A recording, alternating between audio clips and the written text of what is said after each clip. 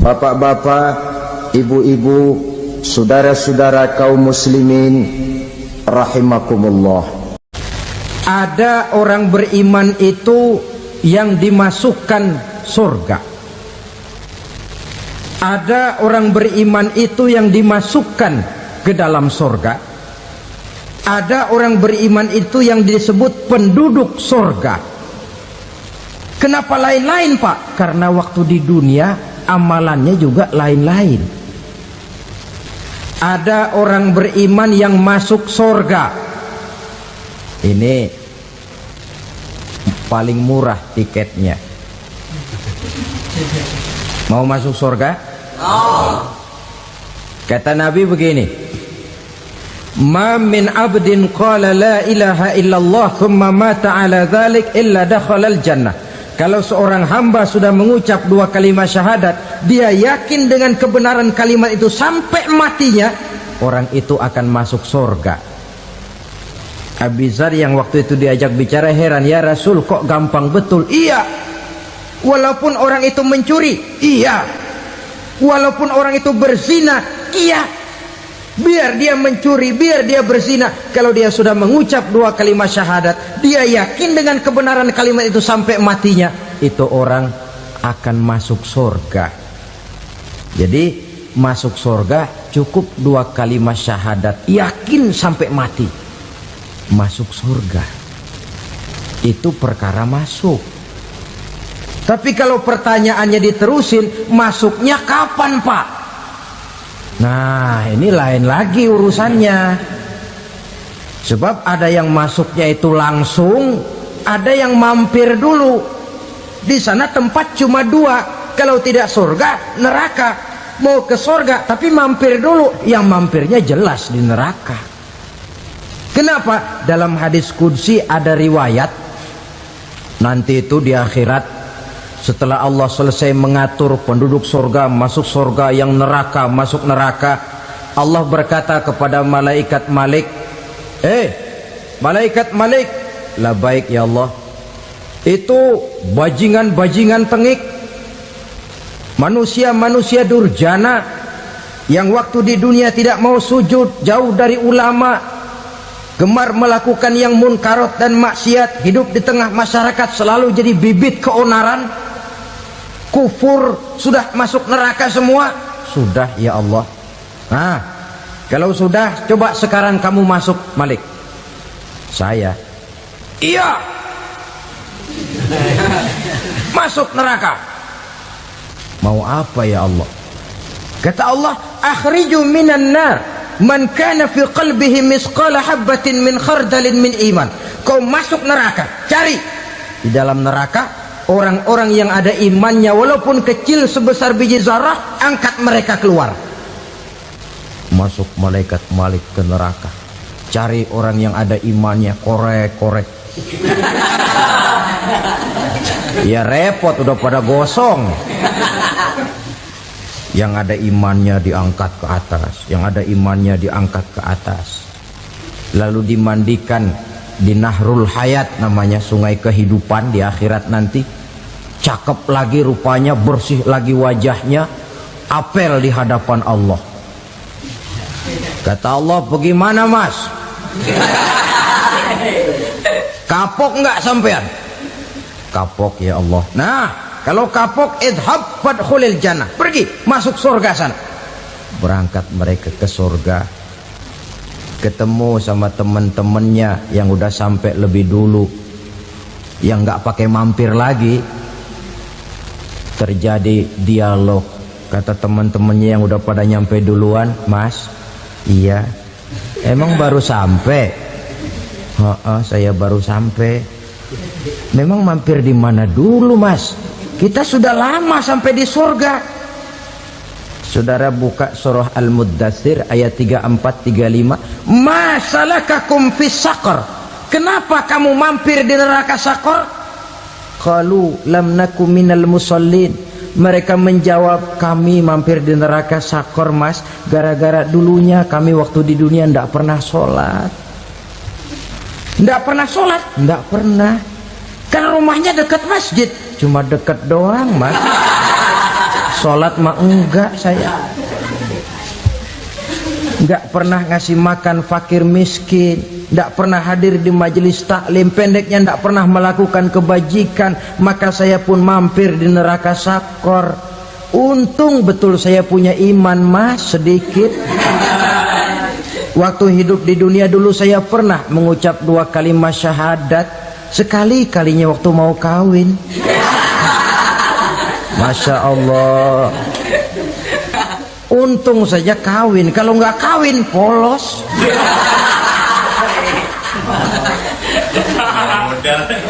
Itu juga penghulu sudah setengah mati ngajarin. Asyhadu alla, asyaduaan, asyaduaan.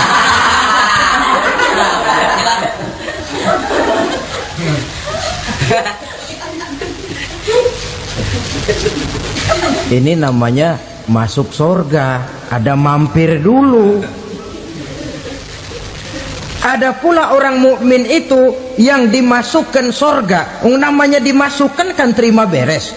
Saya masuk ke rumah, jalan sendiri, cari tempat sendiri. Saya dimasukkan ke dalam rumah, terima beres, pokok ada di dalam, itu dimasukkan namanya. Nggak pakai mampir. Tapi tentu tiketnya lebih mahal ketimbang yang pertama tadi. Apa kata Allah?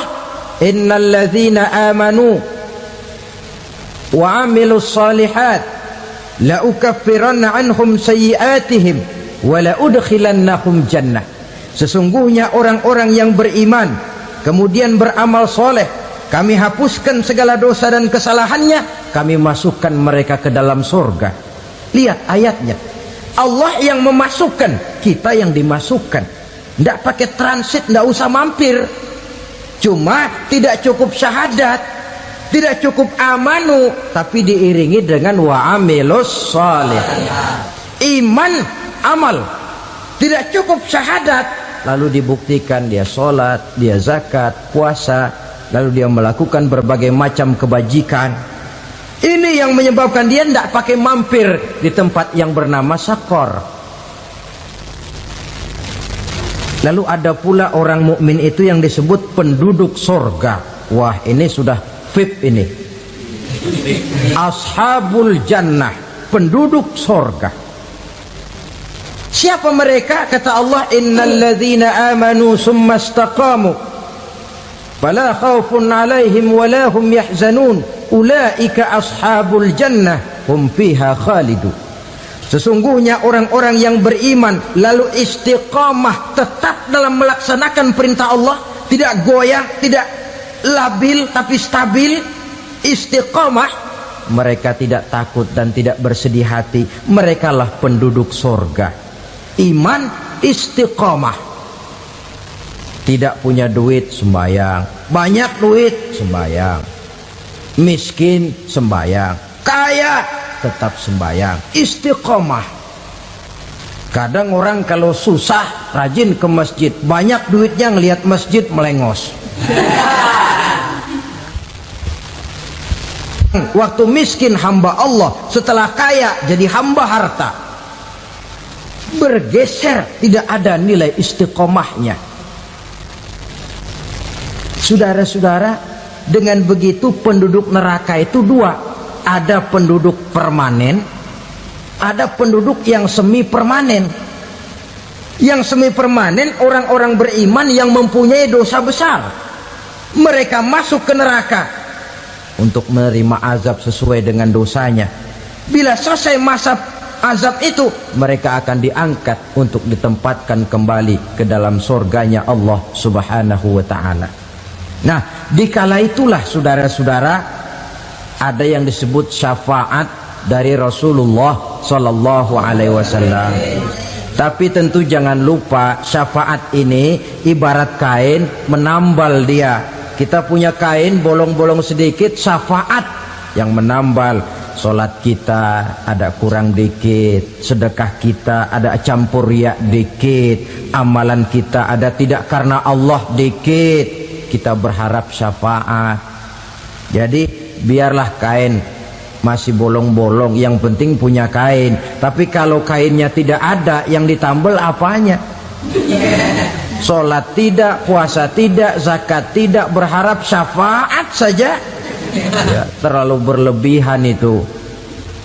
Saudara hadirin yang saya hormati, apabila selesai proses penghisaban, proses penghitungan, maka dikala itulah manusia terbagi dalam dua kelompok besar. Fariqun fil jannah wa fariqun fis sa'ir. Sekelompok orang-orang beruntung yang masuk ke dalam surga, dan sekelompok lagi masuk ke dalam neraka. Ibu-ibu, saudara-saudara kaum muslimin rahimakumullah, pada pertemuan yang lalu sudah saya jelaskan bahwa hidup selalu berakhir dengan kematian. Apabila datang kematian menimpa seseorang, datanglah kiamat baginya. Itu yang disebut dengan kiamat kecil. Hakikatnya mati adalah perpindahan dari kehidupan di dunia ini menuju kehidupan di alam barzakh. Menunggu kita di alam barzakh sampai datangnya saat kiamat. Entah 10 tahun, entah 100 tahun, entah 1000 tahun, hanya Allah saja yang maha tahu. Adapun orang-orang beriman yang melakukan amal kebajikan dalam kehidupan di dunia ini, masa penantian yang lama di alam barzakh buat mereka sebentar saja. Tetapi bagi orang-orang kafir yang ingkar, yang tidak beriman kepada Allah, yang hidup di dunia cuma menumpuk-numpuk dosa, tentu penantian di alam barzakh akan merupakan waktu yang sangat lama. Bukankah dalam kehidupan kita waktu itu memang relatif? Contoh misalnya, bagi pemuda-pemudi yang sedang duduk asyik memadu cinta, waktu 4-5 jam saja rasanya cuma 4-5 menit, tenggelam oleh keasikan. Tapi buat orang yang berbaring di rumah sakit, meratap di balik-balik apa itu tembok derita kata lagu, di balik dinding-dinding penjara, sehari bagai seminggu, seminggu rasa sebulan, sebulan boleh jadi rasa setahun. Penantian yang sangat lama. Kapan kiamat itu akan datang? Ini rahasia Allah. Jangankan kita yang orang awam, baginda Nabi sendiri tidak diberitahu oleh Allah kapan kiamat itu akan terjadi. Tetapi sungguh pun demikian, banyak hadis-hadis yang menjelaskan ciri atau tanda-tanda datangnya kiamat. Nah, kalau sudah bicara soal tanda kiamat itu ada dua. Pertama yang disebut alamatus sughra, tanda-tanda kecil. Ini waktunya masih ada tenggang. Ada yang dinamakan alamatul kubra, tanda-tanda besar. Artinya kiamat sudah diambang pintu. Apa tanda-tanda kecil dari datangnya hari kiamat itu? Misalnya kata Nabi, apabila ilmu sudah diangkat oleh Allah, artinya apabila ulama sudah banyak wafat, minat orang belajar agama berkurang, lalu kebodohan nampak merajalela di mana-mana, zina dikerjakan secara terbuka, minuman-minuman keras jadi kebanggaan, itu termasuk di antara tanda-tanda kecil terjadinya hari kiamat. Apalagi misalnya iza waladatil ammatu rabbataha, apabila budak sudah melahirkan tuan. Apa maksudnya? Ada yang mentafsirkan apabila anak sudah bisa membudaki orang tuanya. Orang tua yang melahirkan dia, yang membesarkan dia, demi setelah si anak besar jadi orang berpangkat, bertitel, berharta, berkedudukan, jadilah orang tua itu budaknya. Sehingga sering dibilang kalau orang tua kaya, anak jadi raja. Tapi kalau anak yang kaya, orang tua sering jadi budak. Apalagi munculnya fitnah yang bergelombang, timbul perang antara dua bangsa yang besar, waktu berjalan terasa sangat pendek sekali. Itu merupakan tanda di antara tanda-tanda kiamat. Termasuk di dalamnya sulit membedakan mana laki, mana perempuan. Kan kalau tanda-tanda kayak begini sekarang sudah banyak kita lihat kan. Ulama banyak wafat, penggantinya sulit. Zina dikerjakan berterang-terangan, minuman keras jadi kebanggaan, banyak anak membudaki orang tuanya, sulit membedakan mana laki mana perempuan. Kadang-kadang dari belakang kita lihat perempuan bener, begitu kita colek nengok jenggotan.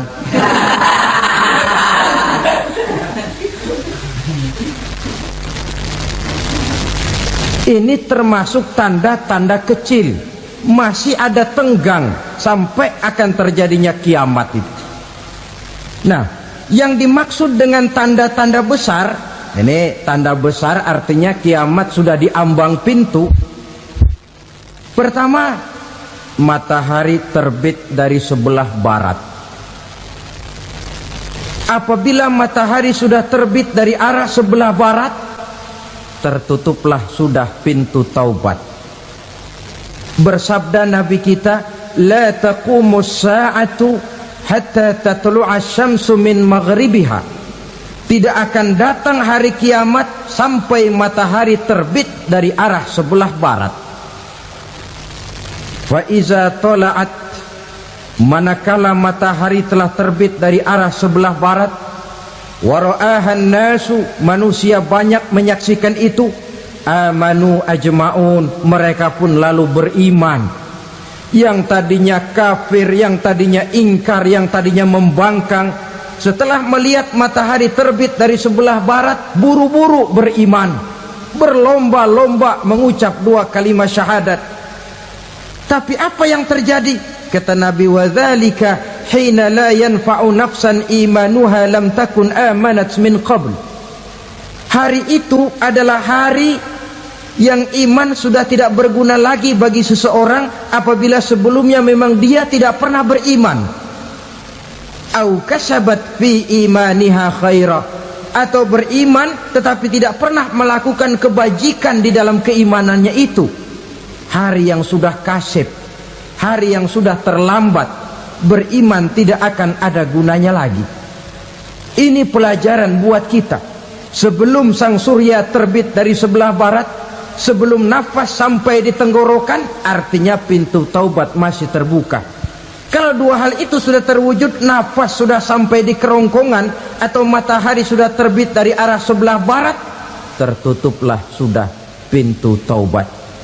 Tak ada lagi gunanya pangkat, jabatan, harta, bahkan beriman pun dalam suasana macam itu too late, kata orang Kulon.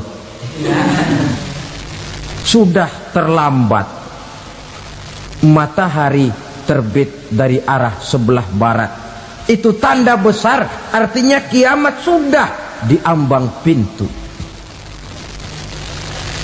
Lalu apalagi tanda besar? Munculnya Dajjal.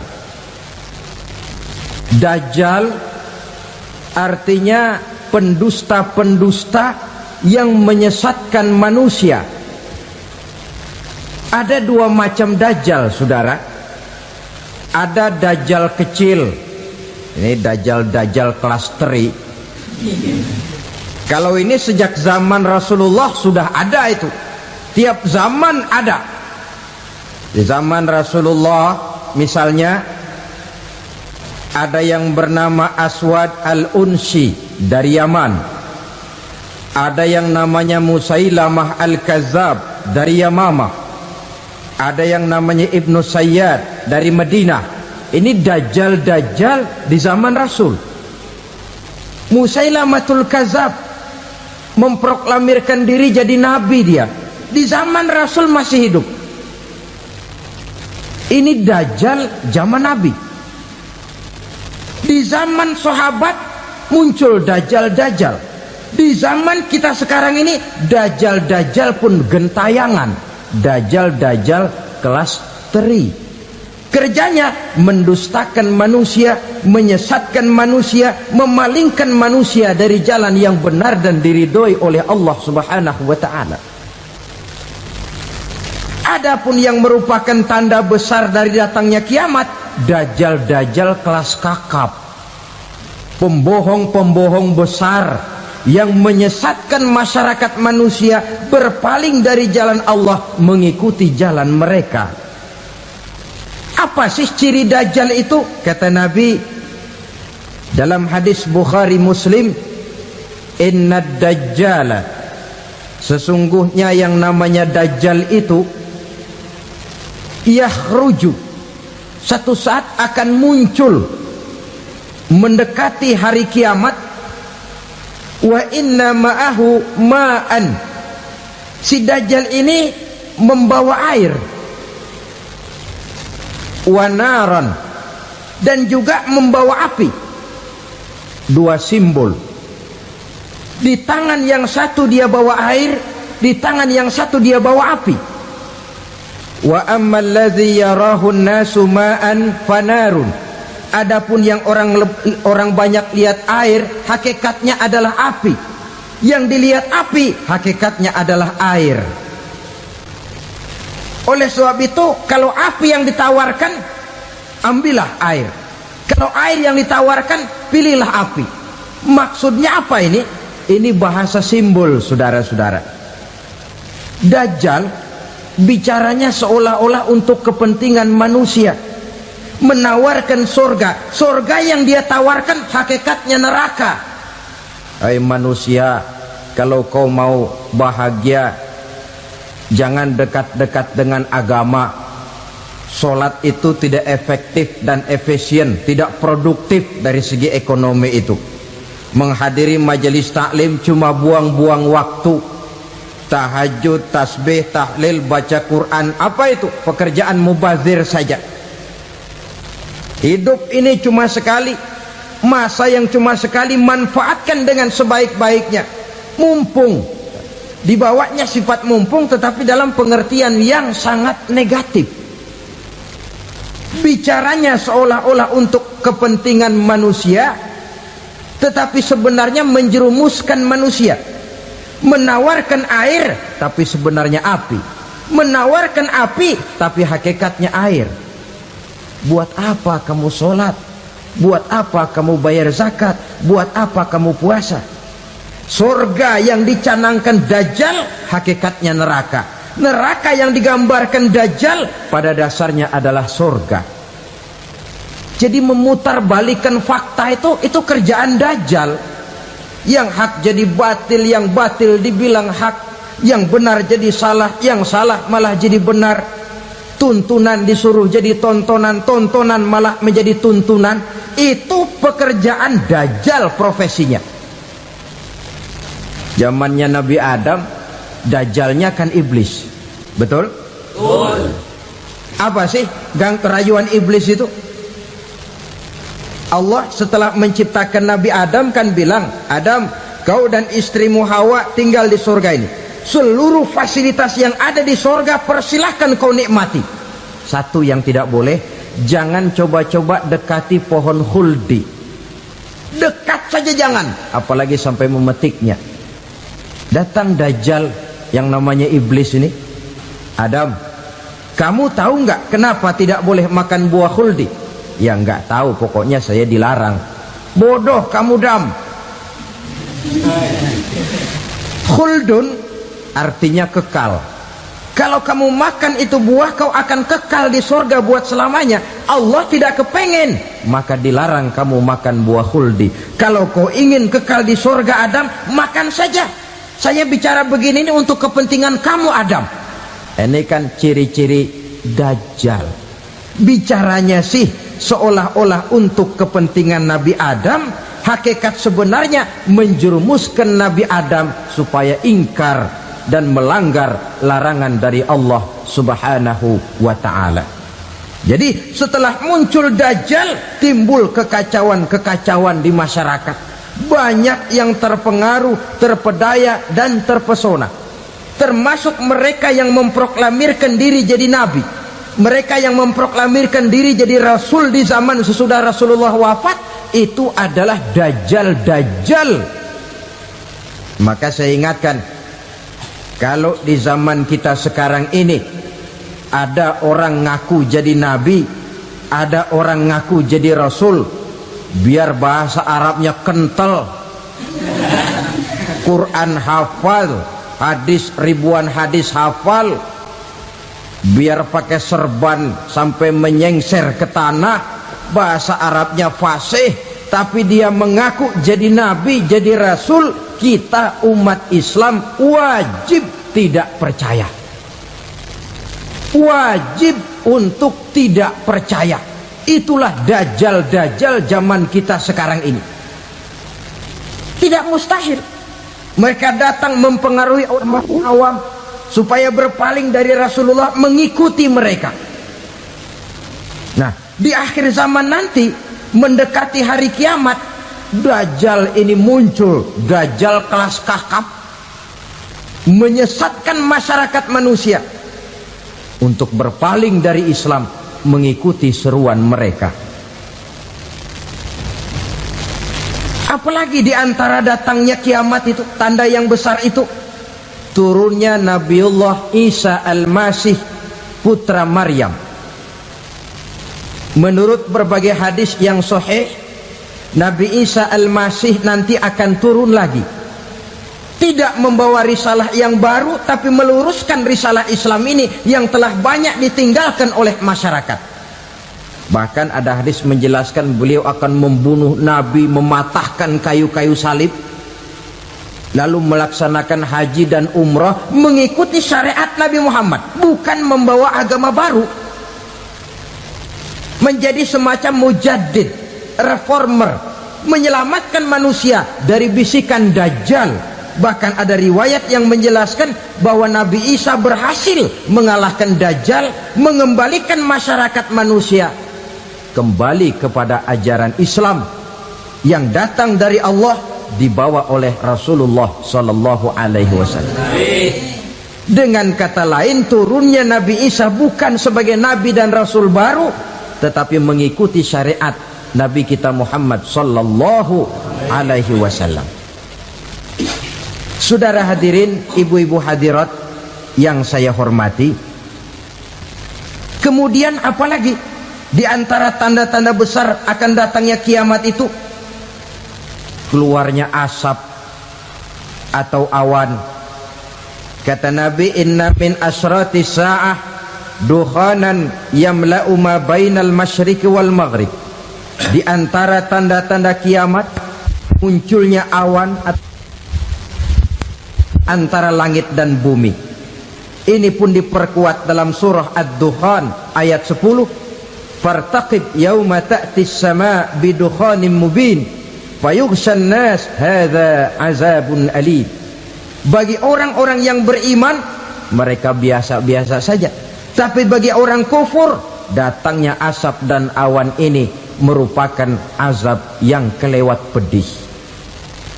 Barangkali sedikit mendekati gambaran tentang azab yang pedih ini, saya ingatkan alam pikiran kita kepada peristiwa yang belum lama terjadi. Pernah dengar berita bocornya reaktor nuklir di Chernobyl, Uni Soviet? Pernah dengar?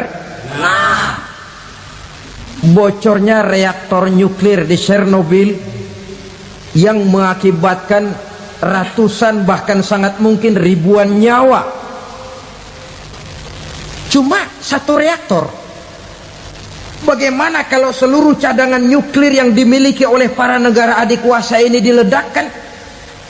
Bahkan yang konon menurut catatan cadangan nuklir yang dimiliki bersama oleh Amerika dan Rusia sekarang ini sudah sanggup memusnahkan 6 miliar manusia, 1,5 kali lebih banyak dari jumlah manusia yang nongkrong di permukaan bumi ini. Saudara-saudara hadirin yang saya hormati, lalu saat mendekati hari kiamat, apalagi tandanya setelah Nabi Isa wafat, pada saat turunnya yang kedua kali, lalu Allah meniupkan angin sejuk, semua orang-orang beriman, orang-orang baik wafat, sehingga penghuni bumi ini cuma tinggal lagi terdiri dari orang-orang kafir. Tidak ada lagi di bumi ini yang bisa mengucapkan Allah. Hingga dalam hadis qudsi itu ada keterangan, innallaha azza wa jalla yaqulu li Israfil, Allah pernah pesan kepada malaikat Israfil, kata Allah, Israfil, iza sami'ta qailan yaqul Allah Allah fa akhirin nafakh 40 sanatan ikraman liqailiha. Hai Israfil, apabila kau dengar di permukaan bumi masih banyak orang yang mengucapkan Allah Allah, maka tunda sangkakala kiamat itu 40 tahun. Untuk apa? Ikraman liqailiha, menghormati orang yang mengucapkan Allah Allah itu. Wah, jadi karena sekarang masih banyak yang mengucapkan Allah, besar hatilah kita, masih jauh kiamat itu. Tapi jangan lupa, kiamat pribadi, kiamat kecil itu yang gak kita sangka-sangka. Ajal datang mencabut nyawa, itu kiamat pribadi, dan itu yang pasti kita hadapi, dan itu yang membuat kita tidak boleh bersikap main-main di dalam kehidupan sekarang ini. Saudara hadirin yang saya hormati, tidak ada lagi orang-orang muslim. Seluruh penduduk dunia ini kafir. Lalu terciptalah struktur sosial yang berlandaskan prinsip hidup semau gue. Bakal terjadilah prinsip di mana yang kaya menyantap yang miskin, yang kuat menindas yang lemah. Hidup sudah bagaikan di rimba belantara, berlaku hukum rimba, siapa yang kuat dia yang menang, siapa yang lemah menjadi mangsa. Timbul kekacauan, maksiat merajalela, munkarat menjadi-jadi, sehingga isi bumi ini penuh dengan segala macam perbuatan dosa. Tidak ada perlunya lagi alam diperpanjang temponya. Datang saat yang sudah dijanjikan oleh Allah Azza wa Jalla, maka terjadilah yang disebut kiamat kubra, kiamat besar, kiamat ancur-ancuran. Bagaimana kejadian ini dimulai? Dalam surah Az-Zumar ayat 68, Allah Subhanahu wa taala berfirman, wa nufikha fis suri fasa'iqa man fis samawati wa man fil ardi illa man sya'allahu. Maka manakala ditiuplah sangkakala, terkejutlah seluruh yang ada di langit dan seluruh yang ada di bumi. Bila saat kiamat datang, Allah perintah malaikat Israfil, Israfil, tiup sangkakalamu. Ditiuplah sangkakala oleh malaikat Israfil. Yang akibat daripada tiupan itu, seluruh yang ada di langit, seluruh yang ada di permukaan bumi terkejut. Yang ada di langit siapa? Malaikat kan. Bayangin aja kalau malaikat kaget, apalagi kita. Terkejut seluruh makhluk yang ada di bumi, yang ada di langit mendengar suara sangkakala itu. Bunyinya tidak sanggup kita bayangkan dahsyatnya. Ledakan nuklir, ledakan neutron, belum apa-apa ketimbang bunyi sangkakala malaikat Israfil ini. Nah, lalu mendengar bunyi sangkakala ini, gemparlah makhluk, kacaulah alam. Bumi gempa, planet-planet bertabrakan, gunung meletus, air laut tumpah ke darat, angin topan bertiup, halilintar menyambar. Lalu semua yang bernama hidup mati total. Mati bareng tanpa persiapan. La haula wala quwata illa billah. Saya kadang-kadang dalam tafakur bermohon, ya Allah, mudah-mudahan saya enggak nemuin kiamat beneran. Ngeri. Tidak bisa kita bayangkan macam apa suasana seperti itu. Allah saja banyak memberikan gambaran, misalnya Al-Qari'ah, wa mal qari'ah, wa ma adraka mal qari'ah. Kejadian yang menggemparkan. Tahukah kamu apa kejadian yang menggemparkan itu? Yauma yakunun nasu kal farasil mabsus wa takunul jibalu kal ihnil manfus. Pada saat itu manusia berterbangan bagai kupu-kupu, gunung berterbangan seperti kapas ditiup angin. Gunung saja macam kapas, konon lagi manusia. Kematian total, mulai semut sampai gajah mati, jin mati, iblis mati, malaikat mati. Malaikat saja mati. Saudara hadirin yang saya hormati, kematian total yang tanpa persiapan. Orang bilang, Pak, kalau mati bareng begitu yang repot malaikat maut dong ya. Cabut sana, cabut sini. Itu kalau menurut logika kita, mestinya begitu menurut logika. Tapi logika juga yang nggak perlu serepot itu. Sebab untuk mematikan listrik di wilayah DKI, di wilayah Jakarta, nggak perlu tiap rumah didatengin, matiin, ya lama.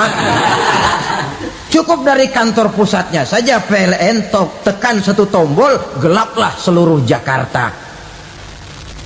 Saudara hadirin yang saya hormati, kematian total. Lalu setelah kematian total, planet-planet juga mati, dalam arti tidak bergerak dan beredar. Angin mati, dalam arti tidak bertiup. Air mati, dalam arti tidak ada riak gelombang. Pokoknya semua mati. Kullu nafsin za'iqatul maut, semua yang bernafas mati. Dalam ayat lain, kullu man 'alaiha fan, semua yang ada di permukaan bumi fana.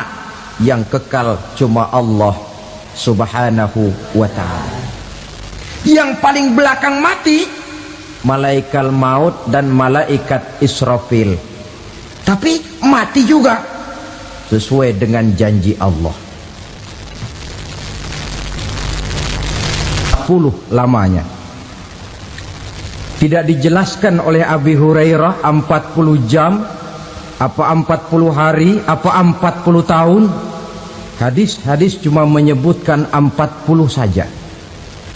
Sunyi alam, yang tinggal cuma Allah saja lagi. Ketika itu Allah berseru-seru, katanya, limanil mulkul yauma, siapa para penguasa hari ini? Mana itu raja-raja dan penguasa yang dulu mengaku jadi Tuhan? Fir'aun, mana Fir'aun sekarang? Yang dulu jadi raja, merasa berhasil, sombong, lalu tidak mau turun-turun dari kekuasaannya, sampai kepada puncak kekurang ajarannya mengangkat diri jadi Tuhan. Mana itu Fir'aun? Namrus, mana sekarang Namrus?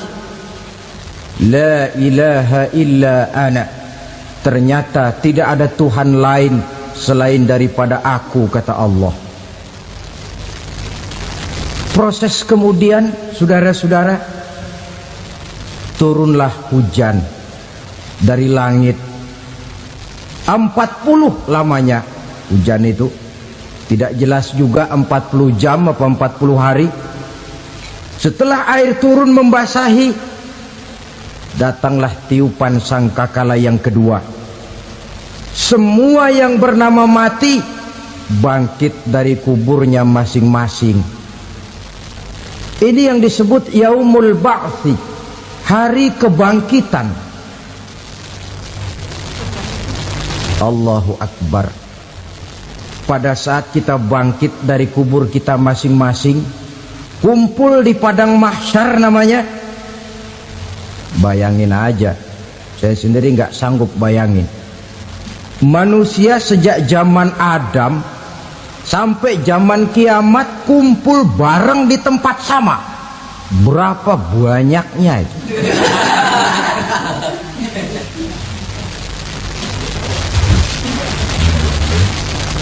Dan yang luar biasa menurut satu riwayat, pada saat bangkit itu, Masya Allah, roman muka kita berubah, disesuaikan dengan amalan kita waktu di dunia ini. Barang siapa yang waktu di dunia amalannya itu amalan tikus, di akhirat nanti dia bangkit dari kubur, mukanya seperti muka tikus. Gagah betul badannya, tapi mukanya seperti tikus. Kenapa? Amalannya waktu di dunia seperti amalan tikus. Apa amalan tikus itu? Suka ngegeragoti barang yang sudah disimpan rapi-rapi. Orang sudah simpan uang rapi-rapi, simpan perhiasan rapi-rapi, digeragoti oleh tikus. Maling-maling, pencoleng-pencoleng, koruptor-koruptor, itu nanti di akhirat nanti kita lihat mukanya seperti muka tikus. Oh, ini waktu di dunia suka nyolong, mukanya seperti muka tikus. Barang siapa yang waktu di dunia ini amalannya itu amalan macan, dia akan bangkit nanti mukanya seperti muka macan. Apa amalan macan? Macan itu amalannya menang-menangan. Orang yang mau menang saja nggak mau mengalah. Coba lihat di hutan, kenal hutan nggak? Di hutan, raja hutan di mana-mana pasti macan, betul kan? Betul. Padahal hutan belum pernah bikin pemilihan umum. Tapi macan tidak peduli ada pemilihan umum apa tidak, pokok saya raja. Sebab apa? Macan jadi raja itu bukan karena benar, tapi karena kuat jadi raja. Setelah dia jadi raja, rakyat hutan yang mesti dilindungi malah dimakan oleh raja macan. Kambing rakyat hutan dimakan oleh macan. Ayam rakyat hutan dimakan oleh macan. Itu nanti kita lihat di akhirat itu mukanya seperti muka macan, gagah betul. Lalu barang siapa yang di dunia ini amalannya itu seperti amalan anjing, nanti dia punya muka seperti muka anjing. Apa amalan anjing? Pertama, anjing itu kalau disuruh jaga rumah, dia tidak bisa membedakan mana maling, mana tamu. Biar yang datang maling, kalau bawa tulang, anjing kalem. Yang kedua, anjing itu akan setia kepada siapa saja yang memberinya roti. Siapa yang memberinya roti, itulah majikannya. Apa kata majikannya, pasti dia laksanakan. Soal benar atau salah dia tidak peduli. Setelah anjing dapat roti, dia tidak punya pilihan lain kecuali bilang, abdi mah kumaha juragan wae ayeuna mah.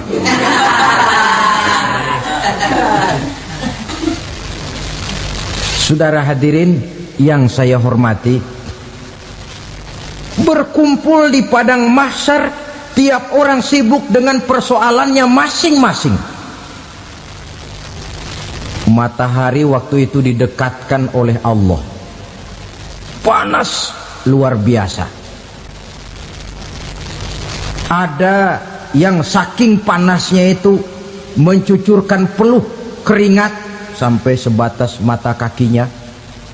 Ada yang keringatnya sampai sedengkulnya, ada yang keringatnya sampai sepusatnya, ada yang keringatnya mengalir sampai sebahunya, ada yang kelelap oleh keringatnya sendiri, sementara orang di sampingnya nggak apa-apa.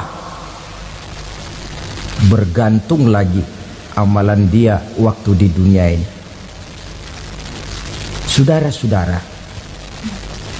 sebagian orang dalam kepanikan padang mahsyar berombong-rombong datang mereka menghadap Nabi Adam. Ya Adam, anta abal bashar.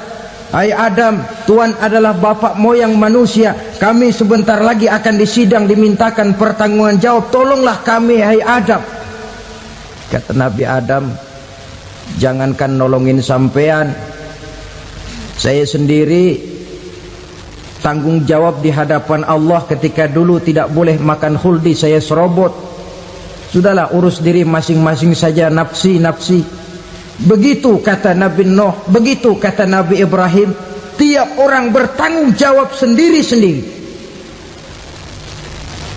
Ketika itulah saudara-saudara, nikmatnya menjadi umat Nabi besar Muhammad sallallahu alaihi wasallam. Sebab apa? Walaupun menurut abjad kita ini umat paling belakang, paling belakang kita ini toh, karena Nabi Muhammad adalah Nabi akhir, tapi akan dihisap lebih dulu, lewat di atas sirat lebih dulu, masuk surga lebih dahulu ketimbang umat-umat belakangan.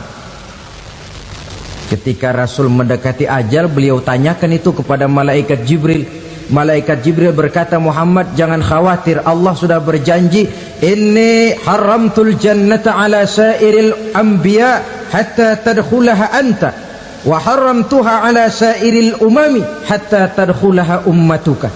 Surga aku haramkan buat seluruh nabi kecuali kalau engkau Muhammad sudah masuk ke dalamnya, dan surga aku haramkan buat seluruh umat kecuali kalau umatmu Muhammad sudah masuk ke dalamnya. Logikanya, walaupun menurut abjad kita umat paling belakang, bakal dihisap paling dulu, lewat di atas sirat paling dulu, masuk surga paling dulu, kalau mampir ke neraka juga paling dulu. Ya resiko. Jangan mau enaknya aja paling dulu. Saudara hadirin yang saya hormati, setelah masa kebangkitan itu jangan dikira begitu bangkit langsung diperiksa. Masih menunggu menanti ribuan tahun perhitungan padang mahsyar untuk sampai kepada proses yang disebut yaumul hisab, hari perhitungan. Seorang demi seorang bakal dipanggil. Bayangkan saja, kita se-RT saja di absen, kadang-kadang perlu waktu lama. Ini manusia sejak zaman Nabi Adam sampai datang hari kiamat, satu demi satu disidang di hadapan Qadhi Rabbul Jalil. Status sosial copot sudah waktu itu. Yang pernah jadi hartawan di situ tidak lagi kelihatan kehartawanannya. Yang pernah jadi jenderal tidak lagi dipanggil jenderalnya. Yang ustadz tidak lagi dipanggil al-mukarramnya. Seluruh status sosial selesai. Dipanggillah kita seorang demi seorang menghadap Qadhi Rabbul Jalil. Bagaimana proses penghisaban itu? Pertama, proses tanya jawab. Di antaranya ada hadis menyatakan, lan tazula qadama 'abdin yaumal qiyamah hatta yus'ala an arba'i khisalin. Besok di hari kiamat tidak akan bergeser telapak kaki seorang hamba sampai dia ditanya lebih dulu tentang 4 persoalan. Tentang ilmunya, kemana ilmu itu diamalkan. Tentang umurnya, di mana umur itu dihabiskan. Tentang masa mudanya, kemana masa muda itu dipakai. tentang hartanya, dari mana harta itu didapat dan kemana harta itu dibelanjakan. Ini termasuk proses tanya jawab. Jadi kalau istilah pengadilan dunia, nama Fulan bin Fulan. Kamu waktu di dunia diberikan umur panjang untuk apa? Pernah mengalami masa muda, kemana kau habiskan masa remajamu? Kau diamanahkan ilmu, dengan apa ilmumu kau amalkan? Kau diberikan harta, dari mana harta kau dapat, kemana kau belanjakan? Tak seorang pun yang bisa mungkir. Sebab apa? Dikala itu yang menjadi saksi bukan orang. Yang menjadi saksi adalah seluruh anggota badan kita. Tangan bicara, kaki jadi saksi terhadap seluruh amalan yang pernah kita kerjakan pada saat kehidupan di alam dunia ini. Selesai proses tanya jawab, lalu diperlihatkan buku catatan kita waktu hidup di dunia ini. Jangan lupa Allah itu menyiapkan 2 superkomputer kepada kita. Sebelah ditempelin sebelah kanan, yang sebelah tempelin di sebelah kiri. Komputer itu namanya Raqib dan Atid, 2 malaikat yang apabila baik kita lakukan, refleks saja akan menulis kebajikan kita. Jahat kita kerjakan, akan tertulis. Catatan itu nanti diperlihatkan kepada kita. Waduh, alangkah malunya pada saat diperlihatkan catatan kita, buku rapot kita merah melulu. Barangkali diperiksa sambil diomelin, brengsek lo. Buku merah melulu begini, bagaimana waktu hidup di dunia? Tidak cukup diperlihatkan buku catatan kehidupan, rekaman kehidupan. Rekaman kehidupan kita secara utuh sejak terlahir sampai ajal datang merenggut nyawa. Barangkali mirip dengan video sekarang ini, di mana terekam dengan baik seluruh kegiatan kita, sejak yang sekecil-kecilnya sampai kepada yang sebesar-besarnya. Untuk kemudian kita pun menerima balasan. In khairan fa khairun wa in syarran fa syarrun. Kalau baik ya baik balasannya, kalau jahat ya jahat juga balasannya. Catatan-catatan kita diberikan. Kalau banyak kebajikannya diberikan di tangan kanan dengan cara yang halus. Kalau banyak kejahatannya diberikan dari sebelah kiri atau dilempar dari belakang. Itulah sebabnya sejak di dunia ini kita sudah mohon kepada Allah. Ketika berwudu membasuh tangan kanan, apa kita bilang? Allahumma a'tini kitabi biyamini wa hasibni hisaban yasira. Ya Allah, berikan saya kitab di tangan kanan, dan kalau saya memang perlu dihisap, hisaplah saya yang seringan-ringannya. Tangan kiri berlindung kita kepada Allah, jangan sampai diberikan kitab di tangan kiri atau dari arah sebelah belakang. Wa a'udzubika an tu'tiya kitabi bishimali aw min wara'i zuhri, dari arah sebelah belakang. Na'udzubillah min dzalik. Setelah selesai lewat proses penghisaban, lewat mizan, timbangan, maka yang sudah selesai dihisab itu bergeraklah menuju sirat, jembatan yang terbentang menuju surga melalui neraka. Saudara-saudara, panjangnya perjalanan sirat itu memakan waktu ratusan tahun. Tetapi orang yang lewat di atas sirat pun macam-macam, bergantung amalannya ketika di dunia ini. Ada yang lewat di atas sirat itu kal barkil khatib, seperti kilat yang menyambar, lep, sudah sampai dia di surga.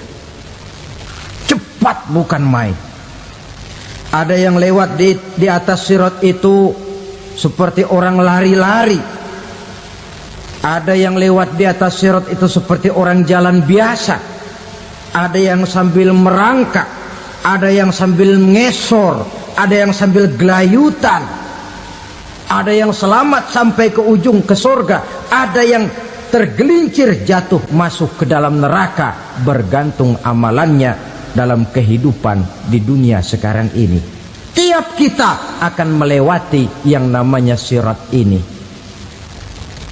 Saudara-saudara kaum muslimin yang saya hormati, dengan demikian mereka yang selamat melalui sirat sampai ke terminal akhir surga, mereka yang ketika dihisab ternyata banyak kejahatannya daripada kebaikannya, mereka singgah di dalam neraka. Nah, adapun orang-orang yang beriman menurut ayat Quran dan hadis Nabi itu nanti ada bermacam-macam. Ada orang beriman itu yang dimasukkan surga. Ada orang beriman itu yang dimasukkan ke dalam surga. Ada orang beriman itu yang disebut penduduk surga. Kenapa lain-lain, Pak? Karena waktu di dunia amalannya juga lain-lain. Ada orang beriman yang masuk surga. Ini paling murah tiketnya. Mau masuk surga? Kata Nabi begini, ma min abdin qala la ilaha illallah thumma mata ala dhalik illa dakhalal jannah. Kalau seorang hamba sudah mengucap dua kalimat syahadat, dia yakin dengan kebenaran kalimat itu sampai matinya, orang itu akan masuk surga. Abi Dzar yang waktu itu diajak bicara heran, ya Rasul kok gampang betul? Iya, walaupun orang itu mencuri, iya, walaupun orang itu berzina, iya, biar dia mencuri, biar dia berzina, kalau dia sudah mengucap dua kalimat syahadat, dia yakin dengan kebenaran kalimat itu sampai matinya, itu orang akan masuk surga. Jadi masuk surga cukup dua kalimat syahadat, yakin sampai mati, masuk surga. Itu perkara masuk. Tapi kalau pertanyaannya diterusin, masuknya kapan, Pak? Nah, ini lain lagi urusannya. Sebab ada yang masuknya itu langsung, ada yang mampir dulu. Di sana tempat cuma dua, kalau tidak surga, neraka. Mau ke surga tapi mampir dulu, yang mampirnya jelas di neraka. Kenapa? Dalam hadis qudsi ada riwayat, nanti itu di akhirat, setelah Allah selesai mengatur penduduk surga masuk surga, yang neraka masuk neraka, Allah berkata kepada malaikat Malik, malaikat Malik, labaik ya Allah, itu bajingan-bajingan tengik, manusia-manusia durjana yang waktu di dunia tidak mau sujud, jauh dari ulama, gemar melakukan yang munkarat dan maksiat, hidup di tengah masyarakat selalu jadi bibit keonaran, kufur, sudah masuk neraka semua. Sudah ya Allah. Nah, kalau sudah, coba sekarang kamu masuk, Malik. Saya, iya, masuk neraka. Mau apa ya Allah? Kata Allah, akhriju minan nar man kana fi qalbihi misqala habatin min khardalin min iman. Kau masuk neraka, cari di dalam neraka orang-orang yang ada imannya walaupun kecil sebesar biji zarah, angkat mereka keluar. Masuk malaikat Malik ke neraka, cari orang yang ada imannya, korek-korek. Ya repot, udah pada gosong. Yang ada imannya diangkat ke atas, yang ada imannya diangkat ke atas, lalu dimandikan di Nahrul Hayat, namanya sungai kehidupan di akhirat nanti. Cakep lagi rupanya, bersih lagi wajahnya, apel di hadapan Allah. Kata Allah, bagaimana mas? Kapok nggak sampean? Kapok ya Allah. Nah, kalau kapok, idhab fadkhulil jannah, pergi masuk surga sana. Berangkat mereka ke surga. ketemu sama teman-temannya yang udah sampai lebih dulu, yang nggak pakai mampir lagi. Terjadi dialog. Kata teman-temannya yang udah pada nyampe duluan, "Mas, iya, emang baru sampai?" Saya baru sampai." "Memang mampir di mana dulu, Mas? Kita sudah lama sampai di surga." Saudara buka surah Al-Muddatsir ayat 34-35. "Masalakakum fis saqar?" Kenapa kamu mampir di neraka Saqar? Qalu lam naku minal musallin. Mereka menjawab, kami mampir di neraka Saqar, Mas, gara-gara dulunya kami waktu di dunia tidak pernah sholat. Tidak pernah sholat? Tidak pernah. Kan rumahnya dekat masjid. Cuma dekat doang, Mas. Sholat mah enggak saya. Enggak pernah ngasih makan fakir miskin, enggak pernah hadir di majelis taklim, pendeknya enggak pernah melakukan kebajikan, maka saya pun mampir di neraka Saqar. Untung betul saya punya iman, Mas, sedikit. Waktu hidup di dunia dulu saya pernah mengucap 2 kalimat syahadat, sekali-kalinya waktu mau kawin. Masya Allah.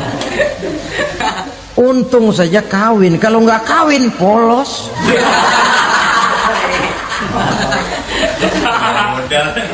Itu juga pengulu sudah setengah mati ngajarin.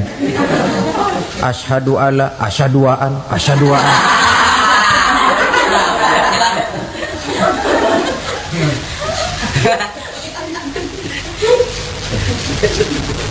Ini namanya masuk surga, ada mampir dulu. Ada pula orang mukmin itu yang dimasukkan surga. Namanya dimasukkan kan terima beres. Saya masuk ke rumah, jalan sendiri, cari tempat sendiri. Saya dimasukkan ke dalam rumah, terima beres, pokok ada di dalam, itu dimasukkan namanya. Nggak pakai mampir. Tapi tentu tiketnya lebih mahal ketimbang yang pertama tadi. Apa kata Allah? Innal ladzina amanu wa amilus salihat la ukaffiranna anhum sayyi'atihim wa la udkhilannahum jannah. Sesungguhnya orang-orang yang beriman kemudian beramal soleh, kami hapuskan segala dosa dan kesalahannya, kami masukkan mereka ke dalam surga. Lihat ayatnya, Allah yang memasukkan, kita yang dimasukkan. Tidak pakai transit, tidak usah mampir.